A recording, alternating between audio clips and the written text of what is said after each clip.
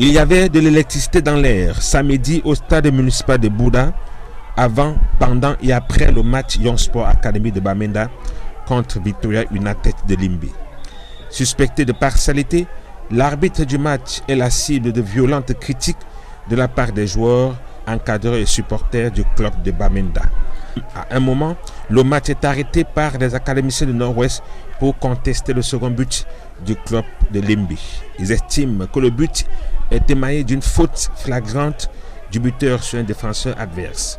Au coup de sifflet final de cette rencontre remportée par les visiteurs sur le score de 0 but contre 2, les supporters de Verts et Jaunes sont furieux contre l'arbitre. Les officiels sont restés bloqués longtemps au stade, placés sous protection policière. Autre lieu, autre incident. Le match au sommet Colombe du Dialobo contre Bambouto FC, disputé au stade Amadou Ahidjo de Yaoundé, s'est achevé dans la pénombre. Face à cette image indigne qui n'honore pas le Cameroun, l'Africafoot explique que cet incident résulte d'un manque de collaboration imputable au coordinateur du stade.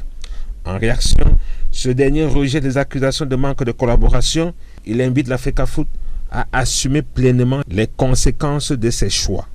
Contre vents et marées, le conseil transitoire chargé de gérer le football professionnel poursuit le déroulement du championnat.